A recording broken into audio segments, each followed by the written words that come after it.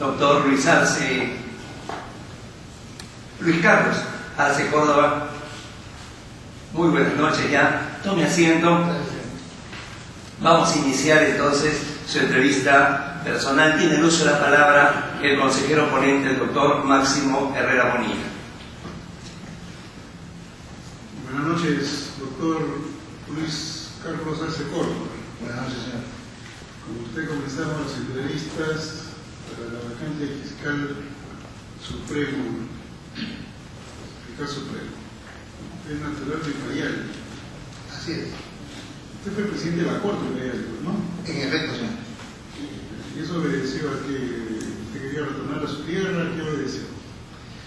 Señor, en la vida del ser humano hay caminos que recorrer cuando la voluntad de Dios así lo dispone. Yo tuve el privilegio de desempeñarme como magistrado integrante de la Corte Superior de Justicia de Ucayali, presidir la misma y desarrollar las actividades que el distrito judicial necesitaba en armonía con la presidencia del Poder Judicial, con la gerencia del Poder Judicial y todos los estamentos administrativos necesarios para dar desarrollo a una organización judicial como la que requería en ese momento. Y yo puedo expresar de que al término de esa gestión nosotros nos retiramos por la misma puerta por la que ingresamos, por la puerta grande, y queda profunda satisfacción de haber obtenido los reconocimientos de la comunidad jurídica, eclesiástica, académica y en todos los demás niveles. Pero, doctor, disculpe, sí. ¿En qué año lo nombraron juez superior titular ahí en Cayal? El año 2003, señor. 2003. Y antes de su nombramiento como juez superior titular, ¿tenía ya desempeñando labores en la judicatura? Así, señor. Si usted me permite, señores consejeros, nosotros tenemos más de la mitad de nuestra existencia trabajando en el sistema. Empezamos como trabajador de servicio número 2, que es una plaza que en la fecha ya no existe. ¿Por qué? Porque esa labor lo desarrollan hoy los trabajadores de limpieza. ¿Qué año ingresó a ese puesto? 8, señor. O sea, usted tiene ya más de, o cerca de 30 años. 31 reconocido, 31 y 7 meses. Posterior, después de desarrollar este trabajo como trabajador de servicio 2, ascendimos a auxiliar judicial 1, técnico judicial 1, secretario de sala, juez de paz letrado, provisional por cierto, y como titular, como juez especializado en lo penal. Posterior a eso, ascendimos a juez superior. Hasta ese momento desarrollábamos nuestra función en la ciudad de Lima. Durante todos esos años desarrollamos actividad en la Sala Nacional contra el Terrorismo, y es allí cuando, por disposición del señor presidente del Poder Judicial, el doctor Hugo Silina, dispuso que nosotros nos constituyéramos a la Corte Superior de Justicia de Ucayali, donde habíamos ganado la plaza en el concurso. El retorno a la tierra que me vio nacer, porque yo originariamente soy de la provincia de Purús, que es una zona fronteriza con el Brasil. Es una de las zonas más pobres del Perú. Allí nací, mi padre, un gallardo de valiente policía, subalterno, y mi santa madre, una mujer humilde dedicada a la familia. Ambos están en el cielo, pero están aquí conmigo junto a Dios. Y nosotros, cuando llegamos a la Corte de Ucayali, encontramos, porque ese era el diagnóstico inicial que había encontrado la Corte Suprema a través de sus observatorios llamados de distintos modos en distintas gestiones. Había desorden, los magistrados no eran ratificados en ese momento, y empezamos a hacer un trabajo sostenido. Y aquí yo quisiera detenerme un momento. Yo he escuchado con muchísimo aprecio las intervenciones de todos mis colegas, y todos tienen geniales ideas. pero que al mismo tiempo siempre seguimos con esta latente preocupación. ¿Y cuándo cambiará todo esto? ¿Será por tema presupuestal? ¿Será por moral? ¿Será por dedicación, por vocación? Y nosotros encontramos una gran verdad. Ninguna organización, por más bien establecida que está, no tendrá un funcionamiento que requiere el sistema si no tiene consolidado todos sus niveles. ¿Y dónde está la fortaleza de una organización? En su capital humano. Ustedes, señores consejeros, con la sapiencia y la sabiduría que tienen, no podrían desarrollar toda la labor si este equipo de trabajo que está junto a ustedes en el día a día no hicieran la labor que corresponde. Allí empieza el punto de partida para, en mi humilde parecer, la gran transformación del sistema de justicia. No solamente la del Poder Judicial, el sistema de justicia en general. Cuando podamos entender que no somos islas en nuestro trabajo, que cuando tengamos una visión de gerencia en las organizaciones, un juez gerente, es necesario esa visión. Cuando empezamos a entender sociológicamente que trabajamos con personas para servir a personas. Hay dos profesores especialistas a quien yo tengo especial aprecio, Pablo Ferreiros y Manolo Alcázar, que tienen un trabajo excelente llamado Gobierno de Personas. Nosotros tuvimos la suerte de ser becados a un curso en el PAD de la Universidad de Piura. La Corte estaba, si se quiere, figurativamente parada de cabeza en un desorden. Hicimos el diagnóstico que correspondía, encontramos nuestros puntos débiles y ahí empezamos nosotros a razonar como razonan grandes pensadores. ¿Debo ver los puntos débiles de mis colaboradores o debo apostar a morir por los puntos fuertes de estos? Cuando logramos, sí, ojo, no estamos hablando de mayor presupuesto, cuando logramos hacer entender al grupo humano que trabajaba en la Corte Superior de Justicia de Ucayali que teníamos una misión especial y que cada uno de los trabajadores, desde el que hacía la limpieza hasta el magistrado más encumbrado, cumplía una importantísima labor. Esto que usted está desarrollando de repente tiene que ver con su grado académico de Magíster en Gestión y Negocios con mención en Gerencia Pública. En efecto, señor. Donde ya usted se ha titulado. Así es, señor. ¿Y su tesis de grado sobre qué versó? Sobre sistematización de la administración, sistematización de la gestión pública. Porque nosotros entendemos de que toda organización se maneja bajo criterios sistemáticos. Porque falla un sector, una parte del sistema, se perjudica absolutamente todo. Nosotros no solamente hemos tenido la oportunidad de obtener el magíster en gestión pública, sino también nos hemos preocupado por fortalecer ese conocimiento, esas capacidades, a través de diplomados en la Universidad del Pacífico y en el PAD de la Universidad de Piura. Con todas esas herramientas, nosotros las aplicamos en la Corte Superior de Justicia Ucayali. Les pongo un ejemplo. El parque informático era nulo, logramos repotenciar eso. No teníamos un local donde podría desarrollarse las actividades de los órganos jurisdiccionales. Gracias al presidente de turno, a los gerentes y a todo el equipo humano del Poder Judicial trabajando, se construyó en nuestra gestión de manera conjunta. No la hice yo, la hicimos todos, el Palacio de Justicia que hoy obra en la Corte Superior de Justicia de Ucayali. Entre otras cosas, nosotros atacamos un aspecto importante en gestión, el personal, el lado humano.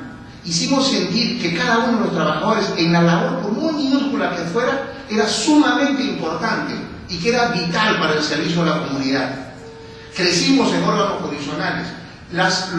No me van a dejar mentir, las personas que dirigen hoy día las autoridades de Ucayali, no había, era una sola universidad, la nacional, y los egresados de Derecho todavía no estaban trabajando en el Poder Judicial. Entonces, el sentir de la población laboral era que simplemente tener 5 años de secundaria y punto, yo me pongo a trabajar y manejo el sueldo que tengo. Cambiamos la mentalidad, propusimos ideas y metas distintas, que era el crecimiento personal. ¿Qué pasó entonces en la Corte de Ucayali? ¿Que usted considera que en su momento, va a decir cuando usted estaba desempeñando funciones allá, era una corte en avance? Sí, señor. De pronto usted sabe en público que ha habido problemas, inclusive están presos varios magistrados. Sí, señor, sí. ¿Quiere decir esto que ha habido todo un retroceso como consecuencia de la corrupción? Lamentablemente. Mire, le explico. Sí, cuando no caminamos al mismo ritmo, las cosas buenas deben mantenerse en una gestión. Y esa fue sostenida por gestiones posteriores. Los problemas han venido con posterioridad, pero considero que en la actualidad la Corte Superior de Justicia de Ucayali, dirigida por el doctor Félix Rivera, está haciendo un trabajo sostenido y de recuperación del espacio perdido. Fíjese, nosotros, frente a esa situación, el trabajador se identificó con la institución, horizontalizamos el trabajo, visitamos cada una de las comunidades. Fíjese un detalle. ¿Cómo es que no se sabe priorizar los gastos o cómo no se sabe priorizar lo poco que tenemos? Hubo un momento en que se informatizó el parque de las computadoras en los distritos judiciales. ¿Y qué se hacía con las máquinas de escribir? Que esas no se acaban nunca. Nadie se percató que esas máquinas podían ser útiles para los efectos de los juzgados de paz. Señor, nosotros en la gestión visitamos por aire, tierra y río los juzgados de paz. Y uno encuentra a ese hombre, a ese agricultor o pescador, dejando sus actividades para desarrollar la actividad de justicia de paz. ¿Qué más se logró? En zona de fronteras, y yo siempre vivo agradecido a Dios porque yo soy lo que soy gracias a Dios y a mi familia. Dios es mi guía y Dios es mi protector. Y por Él yo soy lo que soy. Fíjese, no solamente cuando el Consejo Ejecutivo del Poder Judicial nos decía, ¿cómo es que pretende usted, señor Garce, poner un juzgado mixto en una zona de frontera donde solamente la carga procesal abarca a 10 expedientes? La única forma de llegar a Purús es a través de un vuelo de 2 horas en avioneta. Y nosotros sustentamos ante el Consejo Ejecutivo de que necesariamente el Poder Judicial, siendo un poder del Estado, necesitaba tener representación en una zona de frontera. Y ahí está, señor. Brasil es una realidad distinta a la nuestra. Otro aspecto resaltante, la integración de los equipos de trabajo permitió finalmente que Ciudadanos al Día reconociera a nuestra gestión, y digo nuestra, porque era un trabajo de equipo, donde todos éramos un engranaje en ese equipo. Reconoció a la Corte Superior de Justicia de Ucayali en ese momento como la Corte número 1 en atención al usuario, que para el pensamiento nuestro es la primera entrada de compenetración y de acercamiento a la comunidad. Si no hay un buen trato, señor, nada hacemos. Y yo culmino este espacio. No se necesita de presupuesto para dar buen trato al ser humano. Ok, doctor. Considerando todo lo que usted está repitiendo acá sobre un logro, vamos a decir así, de su gestión por su paso por la Corte de Ucayali, sin embargo usted ahora quiere ingresar al Ministerio Público, o sea, pasar del Poder Judicial al Ministerio Público. ¿A qué obedece esta situación de cambio y no continuidad dentro del Poder Judicial? Gracias, señor. Yo le pido, señor consejero, señor presidente y a todos los consejeros, una pequeña confesión que para mí es lo más grande en mi existencia. Como todos, salvo los agnósticos, tenemos nuestras confesiones frente a Dios en el día a día, al amanecer, al acostarnos. Y en esas reflexiones y en esas conversaciones que a diario tengo con el Todopoderoso, para rendirle cuenta de mis actos y pedirle perdón de mis errores, surge la idea de poder salir de nuestra zona de confort. Y visión que tiene el siguiente sentido: al intentar llegar al Ministerio Público, si Dios y ustedes lo permiten, no estoy saliendo del sistema. Estaría pasando a cumplir solamente un rol distinto. Segundo, el nuevo sistema procesal penal otorga al Ministerio Público una serie de funciones que antes no las tenía, que le correspondía en su momento al juez. Esa muestra en la disposición fiscal de inicio y continuación de la investigación preparatoria. Entonces, yo, en tercer aspecto, considero de que la fusión de experiencias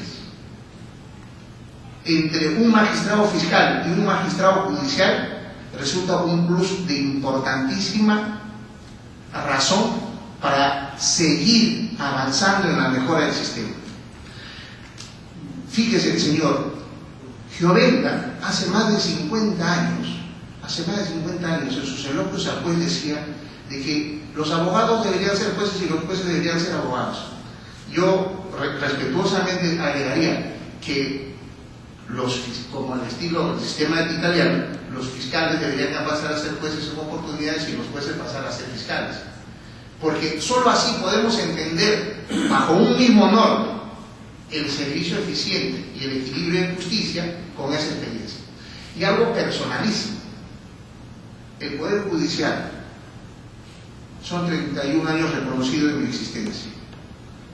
El Poder Judicial es mi zona de confort, pero como dicen los coaching, en algún momento de nuestra trayectoria uno debe dejar la zona de confort para asumir nuevos retos. Y entiendo con humildad que el desarrollo de nuestra actividad jurisdiccional y académica, porque nosotros caminamos en Perú y conocemos la realidad del Ministerio Público a través de la información de los propios discentes, y si consideramos que nos sumaríamos al esfuerzo de los que ya hoy trabajan positivamente, del esfuerzo que tiene el Ministerio Público, todos sus integrantes, por tratar de cumplir los lineamientos que la Constitución le establece. Esas son las razones, señor. Ok, doctor. Usted actualmente es juez superior titular de la tercera sala penal liquidadora, ¿no? Desde el año 2013. Sí, señor. Hasta la actualidad. Sí, señor. También desarrolla la docencia en la Universidad San Martín de Porras y en ISAN. Así es, señor. Entiendo que esto es dentro de las 8 horas de ley. Por supuesto, señor. Y también es docente en la Academia de la Magistratura. En efecto, señor.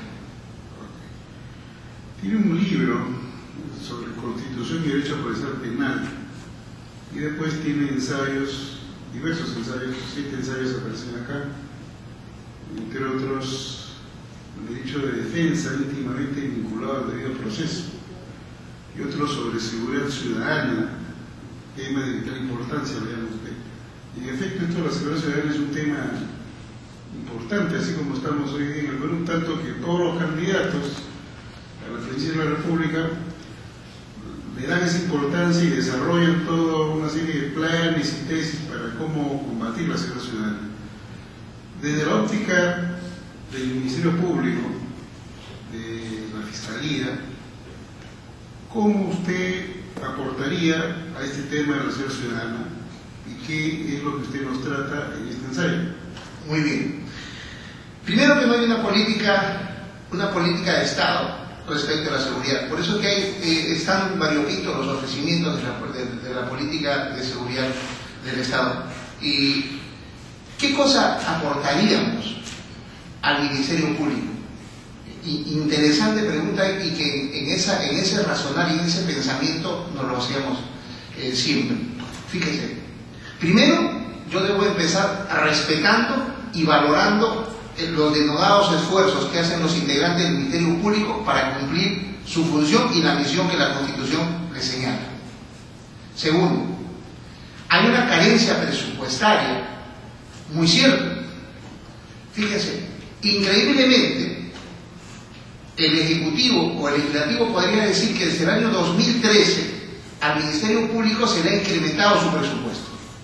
Numéricamente es cierto, porque ha crecido, pero porcentualmente se ha reducido. Y nosotros señalamos con propiedad, porque es fuente de información del Ministerio Público, que el año 2013, del presupuesto solicitado, solamente les otorgaron el 66%. Increíblemente, para el año 2016, del 100% solicitado, se le está entregando el 38.11%. Eso es inaudito. Por eso le digo, señor, no hay una política de Estado en situaciones álgidas como el tema de seguridad ciudadana. ¿Cómo se pretende que el Ministerio Público cumpla la función que corresponde si no les dota de los presupuestos que requiere? Dos, si uno analiza la actividad y la gestión del Ministerio Público, observa que el presupuesto ha sido utilizado en su totalidad. En la actual gestión, a la fecha que estamos, al 15 de diciembre de 2015, tiene ejecutado cerca del 90%. Obviamente que a fin de año habrá cumplido el 100% de presupuesto. Entonces, frente a esa realidad, pero el hecho es gastar todo el presupuesto o gastarlo bien. Ahí voy, señor. Ahí voy. Gracias por su atingencia. Entonces, carencia presupuestaria, gastar por gastar, no. Primero la planificación, en gestión pública, planificación, organización y priorización de gastos. Ahí en los rubros del presupuesto están claros que, por ejemplo, gastos varios o sobre bienes y servicios, hay que priorizar los gastos. ¿Qué es lo que más se necesita? Hacia ahí debe realizarse esa actividad y ese diseño presupuestario. Y frente a la alta criminalidad, lo que se requiere es el abordaje frontal, presupuesto priorizado en su utilización y abordaje frontal frente a la realidad, frente a las necesidades. Ese es un primer tema. El tema presupuestario, importantísimo por cierto. Ya hemos dicho que no solamente nos quedamos a lamentarnos de que no tenemos el presupuesto, sino que hacemos acciones que con el poco presupuesto que se tenga se pueda priorizar en las necesidades. Otro aspecto importante, señor, es que uno observa, no solamente por la experiencia jurisdiccional, sino por el recorrido académico y en el diálogo permanente que hay con los discentes, en una clase horizontal de amigos, de colegas, y todos estamos imbuidos en una misma finalidad, el tema de justicia. Se encuentra, que es una realidad, que los números de quejas contra el magistrado fiscal ha cambiado del espacio judicial al espacio fiscal. Y la pregunta es ¿por qué? Porque ahora hay una sobrecarga de trabajo en el Ministerio Público. Cuando se hablaba del sistema de control interno y se hablaba de sobrecarga, ¿cierto? Se hablaba de sobrecarga. Y un problema similar, filtros de calificación. Hay que repotenciar las unidades de las fiscalías de investigación preparatoria a la hora de calificar las denuncias. No podemos patear a todo lo que se mueve. Tiene que haber ese filtro de calificación, con lo cual va a minorar el número de casos. Tercer aspecto, señor, si me permite. Doctor, sí. Breve para seguir con... Correcto, señor. Es que me emociono porque yo amo lo que hago y porque sé que puedo ser un humilde aporte al sistema fiscal. Fíjese, dado la nueva trascendencia que tiene en funciones del Ministerio Público, se hace necesario los plenos fiscales para tratar de uniformizar, protocolizar determinadas acciones y mejorar las actividades fiscales. Por otro lado, señor, para ser breve, se requiere desconcentrar las facultades que tiene la Fiscalía de la Nación respecto a la designación de los fiscales provisionales. Hoy, una oficina de registro fiscal es la que pone en carpeta al señor fiscal de la Nación para la designación, por ejemplo, del fiscal de Purús de mi pueblo. Y eso toma un tiempo, y muchas veces esos despachos están acéfalos. Hay que desconcentrar, estamos en un Estado constitucional de derecho, desconcentremos las funciones, algunas de las funciones de la Fiscalía de la Nación, para entregar a los presidentes de las juntas fiscales esa función. Entre otras, señor, entre otras ideas. Acá, leyendo sobre licencias, usted el año 2010 tuvo 60 días de licencia, dice por capacitación oficial. Sí, señor. ¿Qué curso siguió o por qué tanto tiempo? En el aula judicial de Barcelona. Tuve la fortuna de ser becado y como tantos otros colegas, y esa es la razón de nuestra licencia, señor. Y permítame decirle algo más. Además de habernos capacitado, de haber obtenido la beca, nosotros hemos replicado esa experiencia, esa vivencia, con los informes que correspondían a la Escuela Judicial Española. Ok, usted no registra medidas disciplinarias. Ninguna, señor. Sin embargo, acá me aparece, demandante usted, como demandado había un expediente de un señor Ronald Prieto Arévalo, un habeas corpus, que ya se archivó y procedente de la demanda. No tengo ninguna... Usted quería a un señor del diario La Primera, Lola Mani José. Sí, señor.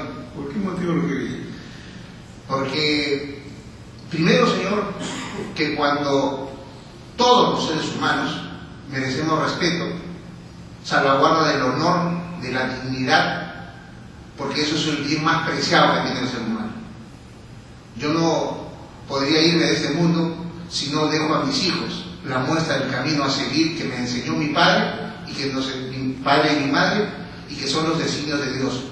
Entonces, este señor se atrevió, estábamos nosotros en una campaña por acceder a tener el privilegio de dirigir la Corte Superior de Justicia de Lima, y en ese contexto hizo una publicación que no se ajustaba a la verdad, y fue realmente tendenciosa su información, y que finalmente considero de que se ponía en juego mi honor, y eso, señor, yo no se lo permito a nadie. El estado actual de este proceso Está en trámite, señor. No hay sentencia de primera instancia. De momento no. Acá hay una queja, también en trámite, con proceso disciplinario ya aperturado. Es el expediente 59-2015. Dice por retardo en la administración de justicia. ¿Recuerda de qué trata esta queja? Sí, señor, claro que sí. Mire, antes, permítame decirle, yo tuve el privilegio, por decisión de mis padres, ser elegido, algunos llaman por unanimidad, otros por aclamación, jefe de la Oficina de Control de la Magistratura. A las 8:30 de la mañana, Carlos Arias, que estaba haciendo uso de la palabra, yo doy fe del esfuerzo que se realizó. Yo sucedí a Carlos. Y nosotros en esa gestión, ¿y por qué hago esta referencia? Porque para contestar lo que le voy a decir. Uno de los problemas, de los males endémicos del sistema de control es también su problema en la calificación. En ocasiones, un magistrado civilista calificando un proceso penal. Entonces, no significa que no lo conozca, pero probablemente no tenga el manejo técnico más cercano a la realidad. Entonces, nosotros dejamos, siguiendo el trabajo diseñado de todo un equipo, lo que decía Carlos era cierto. Una calificación se demoraba 3 a 4 meses de hacerlo. Y nosotros hicimos un trabajo tan fuerte, y están ahí en los análisis, en las memorias y la información a la Oficina Central de OCMA, como al Consejo Nacional de la Magistratura, que nosotros dejamos en carga cero, y previamente la calificación de la queja la hacíamos en el día, y las quejas complejas no más de 3 días. Imprimiendo gobierno de personas se generó un equipo de éxito y de élite. Ese es el resultado del control. Pero acá viene lo siguiente, no porque se me haya quejado. Primero, que no tengo ninguna queja directa de ningún ciudadano, de ningún usuario. Esto corresponde a que OCMA, por noticias del proceso que se llevaba, pide información a la presidencia de la sala. La presidencia de la sala le da el informe y se genera un registro. Posterior a eso, como otro magistrado de OCMA observa en la noticia periodística y genera otro registro. No había quejas, no había denuncias, no había investigaciones, simplemente por la información. Como consecuencia de eso, se dispone una visita al despacho judicial. Revisamos el expediente y unen todo eso. ¿Y cuál es el problema? Una mala calificación. No porque yo esté inmerso, estamos los 3 integrantes del colegiado, que me honro pertenecer, colegiado de Polenta, donde el equipo de trabajo es eso, un equipo. ¿Usted se refiere a la tercera sala? Así es, señor. ¿Quiénes integran al nuevo El doctor Ricardo Bruset Salas, la doctora Victoria Montoya, y anteriormente estuvo un excelente magistrado, mejor persona, como César Augusto Vázquez y Arana, con quien hacíamos un colegiado bastante cordial. Fíjese, entonces, ¿qué es lo que ha pasado? No hay queja, como le repito, y el punto en controversia es el siguiente. Apertura de investigación por el hecho de que supuestamente no se emitió un pronunciamiento respecto de uno de los extremos del delito. Primero que estamos hablando de una excepción de prescripción, y como conocemos, la excepción de prescripción será declarada fundada simplemente por el cómputo de los plazos. Entonces, como está en trámite, señor, yo prefiero, he pedido el uso de la palabra, donde en su momento ante la autoridad de control le diré lo que tenga que decir. Pero no hay nada, absolutamente no. No se trata de queja individual, no se trata de queja de un involucrado en el proceso, absolutamente nada, solamente la actividad de oficio de Ok, doctor. Acá en su patrimonio usted ha declarado propietario de 2 casas, 2 inmuebles de casa habitación y un terreno en Ucayali. Sí, señor. Una de las casas también está en Ucayali. Así es. Y la otra casa es acá en Lima, en Surco. Así es. Esta última adquirido con crédito hipotecario. Así es, estamos pagándolo. Sí, acá aparece crédito hipotecario. Sí, señor. Usted es de Estado civil divorciado con 3 hijos. Sí, señor. ¿Son dependientes sus hijos? Sí, 2 de ellos. Después por internet tenemos algunos asuntos que de repente usted conoce, pero que sería bueno que aclare acá. Con todo gusto, señor. Acá hay una de Gaceta, de la época, y se suspendió audiencia del caso Petróleo por viaje del juez. Y esto está referido a un viaje suyo. Pues lo señala la nota como si fuera un acto ligero, irresponsable, algo así. ¿Qué nos puede decir al respecto? Bien, señor, le agradezco. La verdad, la mentira tiene patas cortas. La verdad siempre sale a la luz. Es un tema familiar, pero igual yo se los hago saber. Jamás en mis años de servicio he priorizado un viaje antes que el cumplimiento de la labor. Y le voy a contar cuál es la historia de este caso. Mi hijo, que estudiaba aviación comercial en ese entonces, y que hoy radica en el Perú, tuvo un accidente de tránsito, señor. Mi hijo casi muere. Fue recién. Exacto. Y ahí están los archivos, las informaciones, el pedido de licencia, la justificación, el porqué. Fíjese, con la benevolencia que tienen mis colegas, me informaron que podíamos diferir la fecha del inicio de la audiencia. Y fíjese, señor, yo fui, y de eso es testigo Ricardo y los colegas que estaban con nosotros conformando la sala, y le dije, no lo prorrogues, pero vamos a perder un cambio, que el proceso penal, un cambio, no puede haber 2 cambios porque se quebraría el proceso. A pesar de eso, nosotros vinimos. A la semana pudimos recuperar la salud de mi amado hijo y cumplir las funciones que corresponden. No me fui por un viaje de placer, no me fui a estudiar, mi hijo vivía solo, fui a rescatar a mi hijo. Esa es la razón. Y no se suspendió la audiencia, señor, se realizó la audiencia, me reemplazó otra colega, inmediatamente regresé y yo estoy amarrado, si se quiere, al proceso. No se quebró la audiencia. No, señor. Es más, ni siquiera se pospuso el inicio, se inició el proceso, a instancia personal. Le dije a Ricardo, por favor, verifica en la fecha del proceso. Yo retorno y me reincorporo. Ese proceso se quedaría solamente si uno fallece, ¿no? O alguno se enferma gravemente. Ok, doctor, acá hay otra nota, el título es Absuelven a familia general Walter Chacón. Y señala que su colegiado tuvo que absolver porque se dice acá que el principal inculpado, que era el general Walter Chacón Málaga, había sido excluido del proceso. Y como tal, como él había sido excluido, cómplice no se le pudo sentenciar. Y bueno, se anuló la condena de que tenía la señora Trabajos, Cecilia Chacón. Sin embargo, acá esto queda claro, el razonamiento, pero se dice acá que en el presente caso la acción penal no fue ejercida por el fiscal de la Nación, sino por un fiscal de anticorrupción, sin contar con un pronunciamiento del fiscal de la Nación.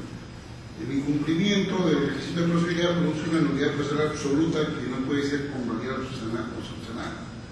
Se refiere a que la denuncia de delito ilícito tendría que haber sido formulada e investigada por el fiscal de la Nación, que no fue el caso. ¿Qué nos puede decir al respecto? Bien, señor, interesante pregunta. Antes, permítame decirle algo, con absoluta responsabilidad en mis palabras. Usted ha definido bien que en los delitos de enriquecimiento ilícito, pues la complicidad es improbable si es que no se ha sancionado al autor del hecho criminoso, es verdad. Pero la comunidad, el Perú, debe saber que dónde surge el problema. El Poder Judicial, como en ocasiones el Ministerio Público, no tiene la reacción inmediata frente a hechos de esa naturaleza. Fíjese, el Tribunal Constitucional, en una figura que hasta ahora no la entiendo, excluye a un investigado, a un procesado de una causa penal. Cuando en sentencias anteriores, el Tribunal Constitucional había señalado la obligatoriedad del Poder Judicial a resolver bajo responsabilidad en un plazo determinado, porque obviamente se estaban violentando derechos fundamentales como el plazo razonable al acusamiento. Y ahí viene el problema. Entonces, la defensa obviamente hizo lo que tenía que hacer, y hacer los planteamientos, y nosotros, como dijimos en la sentencia, y como toda sentencia colegiada es consensuada, discutida, yo tenía una posición mucho más firme, mucho más radical, más clarificadora, en el sentido de que no es responsabilidad del Poder Judicial que causas como esas tengan que quedar sin una sanción. En mi humilde parecer, el error del Tribunal Constitucional al no resolver ese tema de la misma forma que en antecedentes anteriores, dándole el tiempo perentorio al Poder Judicial a resolver el tema, generó ese tema. Y el segundo aspecto de su pregunta, le rogaría que me la podría volver a mencionar. El enriquecimiento ilícito es un delito que es perseguible solo por el fiscal de la Nación. Sí, señor, gracias. Sí, mire. Entonces acá lo que se señala es que en este caso no hubo esa situación de que el fiscal de la Nación sea quien haya investigado el delito. Mire, yo solamente le tengo temor a Dios. Y le voy a hacer franco. La Corte Suprema, en la sala que verificó ese tema, no tomó la decisión que correspondía. Tenían ellos la decisión dividida, porque para unos estaba convalidado esa decisión, la norma, la Constitución señala que es el fiscal de la Nación el que tendría que haber formulado la denuncia, en todo caso delegarlo posteriormente. Pero en ese margen de discusión es que la Corte Suprema, cuando subió un incidente para resolver ese tema de cuestión previa, no hizo lo que, en mi concepto, no hizo lo que tenía que hacer. La Corte Suprema debió haber sacado el tema. No lo hizo, señor. Se salió por la tangente. Porque después tenemos otra nota acá que dice que a partir del 5 de marzo de 2004 usted dejó la presidencia García Chávez, ¿no? Y el 10 de abril, sin embargo, dice, y quedó la presidencia en sus manos, dice, ¿no? El 10 de abril de 2004, su hermano Nelton Arce Córdoba fue nombrado director de abastecimientos en la municipalidad de Pucallpa, donde era alcalde el señor Valdivia Corte. ¿Qué me puede decir al respecto? Gracias, señora, por la pregunta. Mire, a ver, primero, que si yo volviese a nacer 1000 veces, 1000 veces quisiera tener los padres que he tenido y que viven en mi corazón, y 1000 veces y una vez más quisiera tener los hermanos que tengo y la familia que tengo. Mi hermano Nelton Javier es un servidor público de hace muchísimos años, antes, durante y después de la gestión a la que se hace referencia.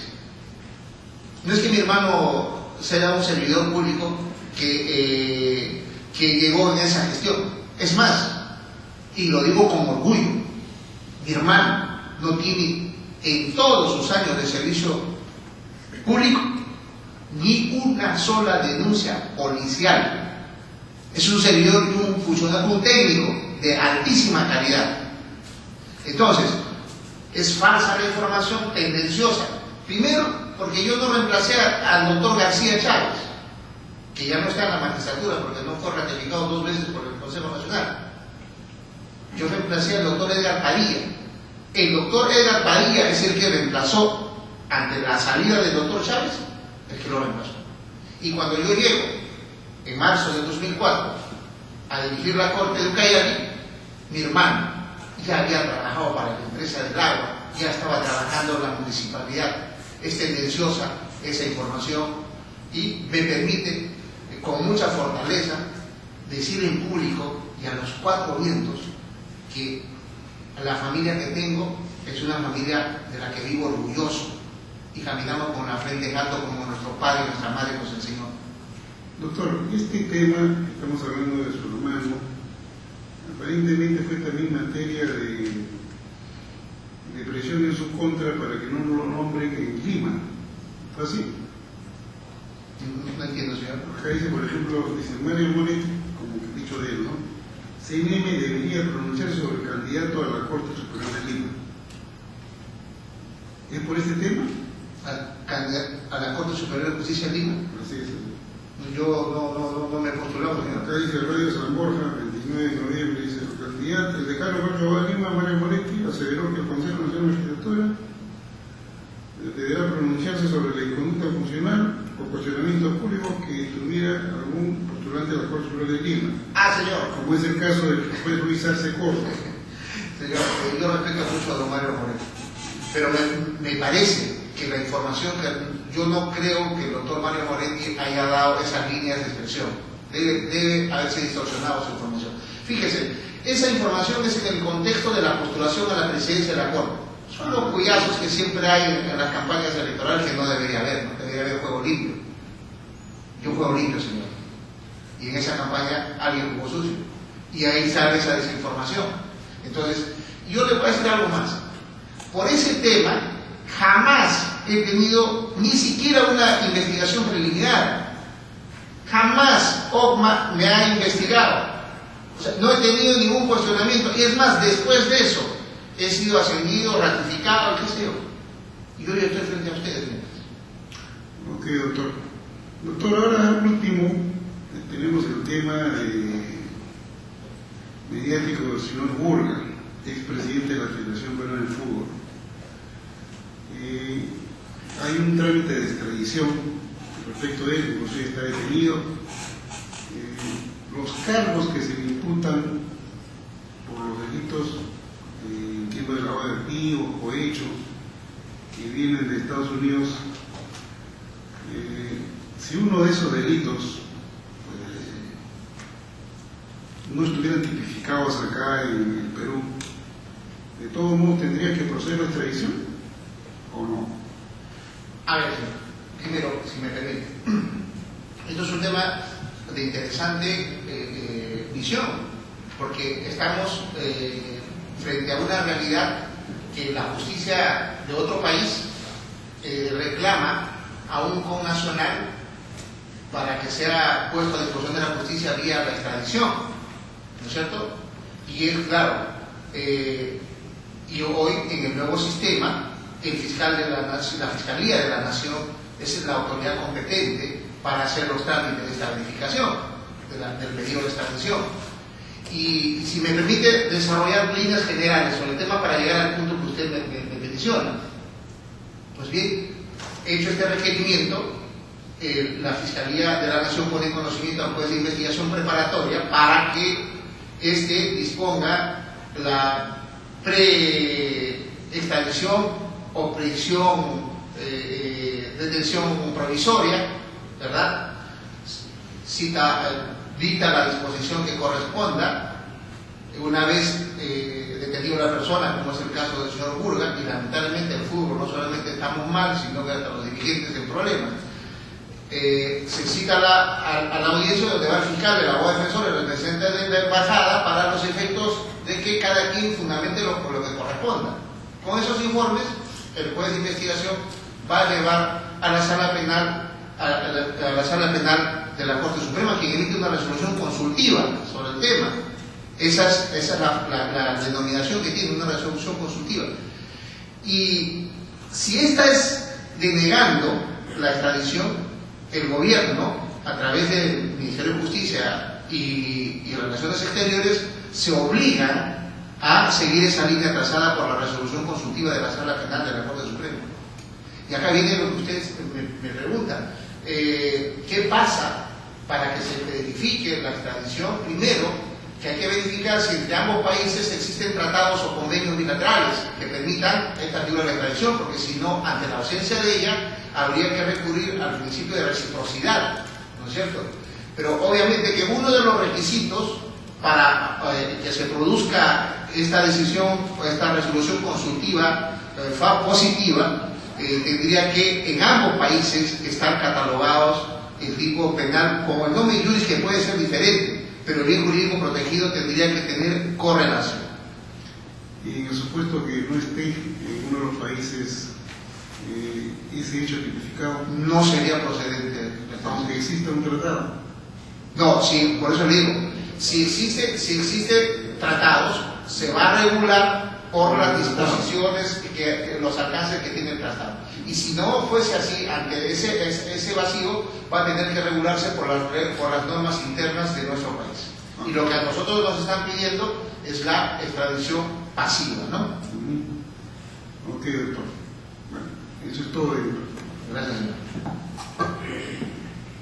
Doctor Luis Carlos Arce Córdoba, cuando usted estaba a punto de asumir la jefatura de ODECMA Lima, ¿no? Habían comentarios, observaciones de algunos medios señalando de que usted no era la persona más adecuada, debido a que en ese momento usted tenía sanciones impuestas como 2 multas y 4 apercibimientos.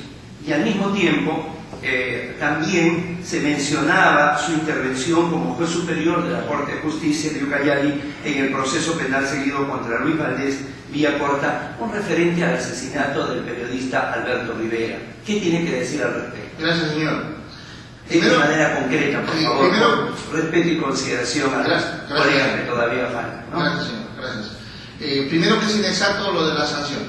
Segundo, el tema de Valdés... ¿Dónde radica la inexactitud, doctor Arce? Es que a lo largo de mis 31 años de servicio, yo solamente he tenido un apercibimiento y una multa, es verdad, más no, pero estas fueron reconsideradas. En consecuencia, mi foja de servicio es limpia. Segundo, en el caso Valdés,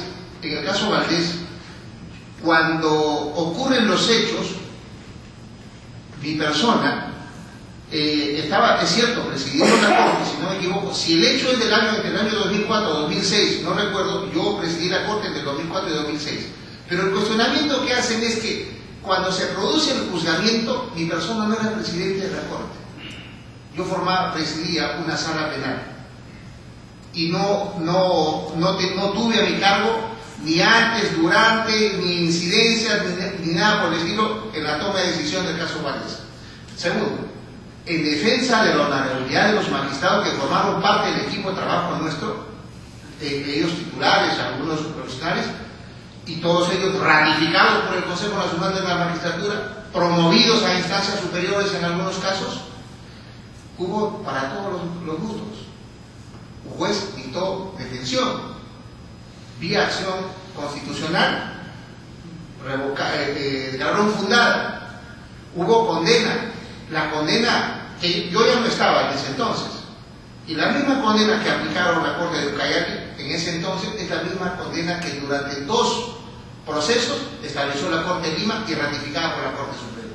Yo no he visto el caso en absoluto, señor. Doctor Arce Córdoba, es casi un denominador común, usted es el entrevistado número 14 en esta jornada, y es un denominador común el hecho de que aparezca una serie de informaciones en revistas, en diarios, en página web, donde muchas veces la información, aquí según lo que cada uno de los magistrados ha podido hacer su descargo, y luego lo que uno ha verificado con los procedimientos que se han sido, cuando es en el órgano de control interno o en el Poder Judicial, y algunos ya cerrados por otros procedimientos dentro de las funciones constitucionales del Consejo Nacional de la Magistratura. ¿Por qué cree usted que cercano siempre a una elección, cercano a una designación, comienzan a aparecer todos estos, comentarios? En la mayoría de casos, a lo mejor puede haber un grado en algún momento de certeza, esta desinformación, esta incertidumbre que luego se esparce y que luego genera no solamente una erosión institucional, sino que podemos tener, como en la mayoría de casos se da, un magistrado con una línea de carrera impecable y que sin embargo ya comienza a llegar con algunas máculas, producto justamente de esta información que es muy difícil luego sacar de la concepción del colectivo, de la sociedad. Brevemente, por favor, ¿a qué cree usted que se debe? Que es como digo, un hilo que se ha repetido en la mayoría de las entrevistas que hemos realizado el día de hoy. Correcto, señor. Cuando trabajé mi tesis para el doctorado, era el lineamiento de la legislación que se utiliza en el sistema de control y la incidencia que tiene esta en la impartición de justicia. Y la conclusión que ya se habló acá, que el tema de prevención, yo ratifico que el tema de prevención es lo que debe, en toda organización es lo que debe primar. Fíjese, es un problema de cultura. Se cree que recurrir a las quejas o al sistema de control, y en este caso, ante la organización del Consejo Nacional de la Magistratura, significa obtener resultados. Cultura, señor presidente, del usuario, del litigante. ¿Qué pasa? Se cree, porque ahí viene el problema del sistema de control que todavía no humaniza, y yo valoro el trabajo que ha hecho Ulises, pero tengo algunas discrepancias con él que ya no me va a dar tiempo de explicarlas. No es muy concreto. Sí, entonces le digo, parte por eso, porque se tiene la oficina del sistema de control, y en este caso ustedes que también ejercen un control, una fiscalización en el nombramiento, en la ratificación y todo lo demás, parte de eso. Se cree que a través de una queja, en un proceso penal o el proceso que fuera, se puede modificar el resultado de las decisiones. Es un graso error, porque luego ustedes, en este caso, frente a información de esa naturaleza, cruzan con sapiencia la información a través de sus colaboradores y van a encontrar que es falsa la información o que no tiene ningún asidero. Problema de cultura, señor.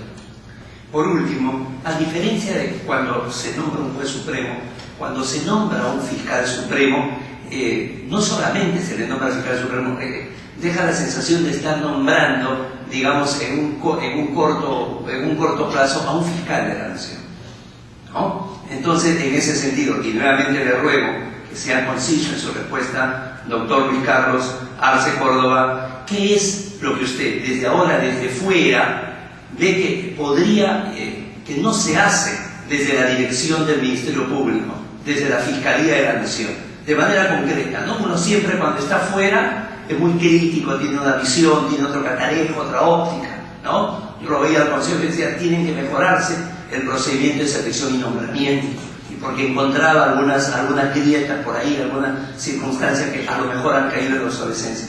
Dígame usted, en un futuro, de ser nombrado fiscal supremo y llegar a ser fiscal de la Nación, ¿qué cosa es lo que haría y que no se hace hoy de manera concreta? Mire, el consejero Máximo Herrera, mi ponente, me hizo una pregunta similar, y la recalco, con un agregado, se le digo, desconcentrar funciones de la Fiscalía de la Nación, los plenos fiscales. ¿Le parece que, a ver, permítame, ¿le parece que hay una concentración de poder en el fiscal de la Nación? En la Fiscalía de la Nación, señor. En la Fiscalía de la Nación, sí. Vivimos un Estado constitucional de derecho. Se necesita democratizar. La forma como está diseñado y organizado el Ministerio Público es con una ley que ya queda desfasada para el nuevo sistema, para el nuevo ritmo que tiene que imprimir. Mire, El Ministerio Público necesita realizar acciones de abordaje frontal frente a la delincuencia. Un solo ejemplo, y con eso cierro. Perdón, ¿qué ha hecho el Ministerio Público al respecto? El Consejo Nacional de la Magistratura durante este año ha presentado un proyecto de ley de carrera fiscal. Así es. ¿Qué ha hecho el Ministerio Público al respecto? ¿Qué sabe usted si se reconoce ese anquilosamiento? ¿Qué se ha hecho por empujar y por tener una legislación que refleje realmente la realidad que vive una institución tan importante? Sí, yo empecé reconociendo el trabajo denodado de todos los integrantes del Ministerio Público, en primer orden, y me reafirmo en eso. Segundo, cuando el proyecto de ustedes está en consonancia con el proyecto del Ministerio Público, y ha habido lo que el Congreso ha aprobado, ha habido algunas pequeñas modificaciones simplemente, pero que en suma, tanto ustedes como la Fiscalía de la Nación o el Ministerio Público están en la misma frecuencia, en la misma sintonía, queriendo lo mismo. Entonces, ¿qué es lo que se necesita ahora, de momento? Ya dije, priorización de gastos, manejar el presupuesto escaso que se tiene. Un dato importantísimo para el tema de la alta criminalidad. Es inoficioso que todavía los señores fiscales de investigación preparatoria tengan que estar pidiendo antecedentes al Poder Judicial, a la oficina de registros correspondientes, tengan que estar oficiando a SUNAT para pedirlo respecto a los insumos prohibidos o cautelados, tengan que estar oficiando a SUNAT para ver el tema de las propiedades. Señor, convenios, estar interconectados de tal manera que el fiscal tenga acceso a la base de la información que tiene el Poder Judicial, de la SUNAT y etc. Hay mucho por hacer. Perfecto. ¿Algún otro interrogante? El doctor Iván Noguera tiene el uso de la palabra.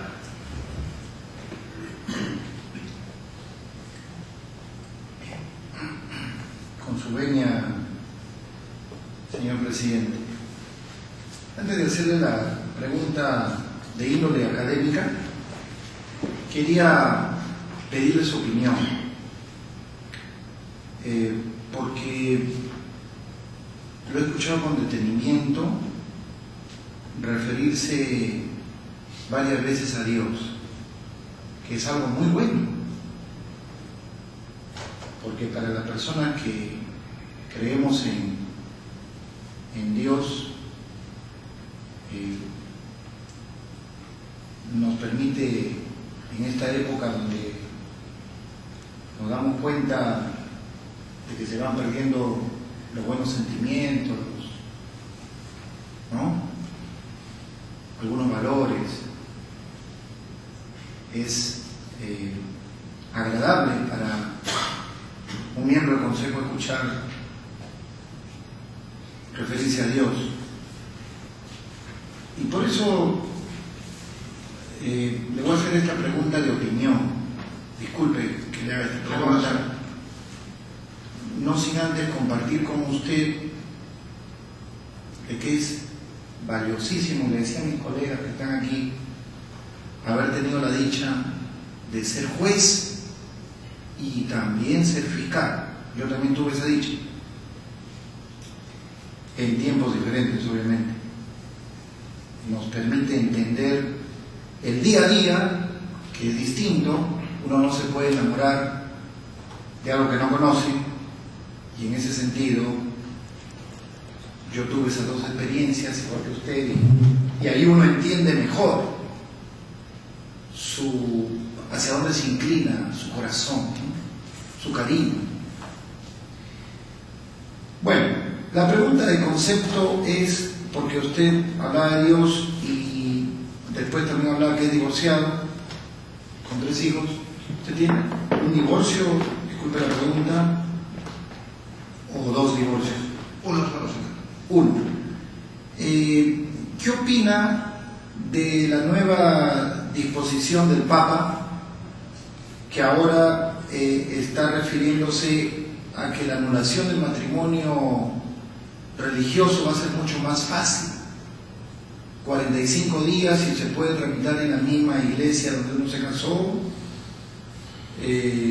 por motivos de falta de madurez psicológica o libre voluntad. ¿Qué opina de esa revolución que el Papa argentino ha pronunciado ya en sus discursos? ¿Lo ve bien? ¿Lo ve mal? ¿Cuál es su parecer? Gracias, señor. Primero, Dios no quiere que sus hijos sufran. Dios lo único que desea para cada uno de nosotros es lo mejor. Yo comparto esa posición, esa postura del Papa, y le digo por qué. Yo fui felizmente casado. Yo fui feliz en mi matrimonio. ¿Por qué se divorció?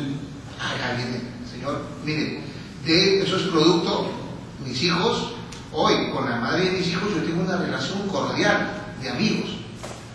Hay momentos en la vida que las diferencias de ideas empiezan a resquebrajar una relación. Y en ocasiones es preferible cortar una relación por lo sano, de manera alturada, y la vida continúa. Entonces, si hoy el Papa trae una propuesta de naturaleza, yo la aplaudo, yo la felicito. Es más, yo la he vivido, ¿no es cierto?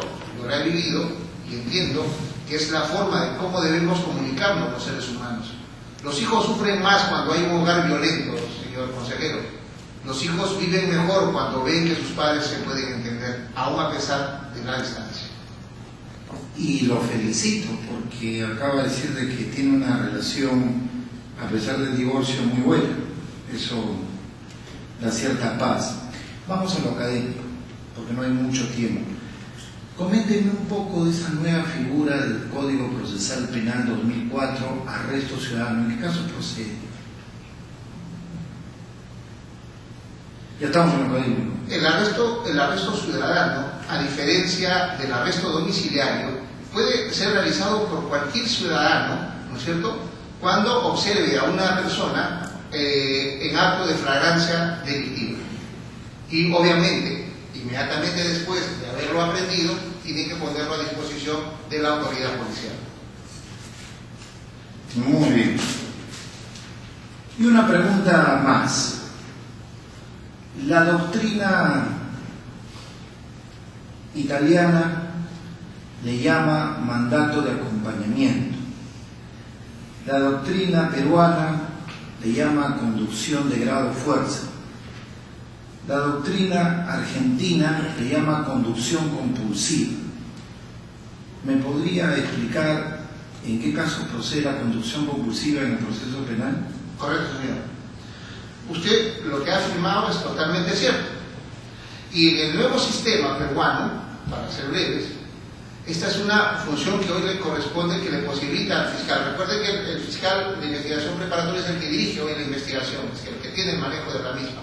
Entonces, frente a un llamado de un testigo o un ciudadano, y este la desoye, el fiscal dispone la conducción compulsiva, o como quiera denominarse, que no es otra cosa, que va al efectivo policial y lleva a este ciudadano renuente al llamado de la autoridad fiscal a ponerse a su disposición y brindar la información que le requiera. Y luego de que da la información que le requiere, pues queda en absoluta libertad de movilizarse y claro, libre tránsito. Eso fue. Nada más. Gracias, presidente. Sí, tiene la palabra primero el doctor Eber Marcelo y luego el doctor Teódulo Santos. Adelante.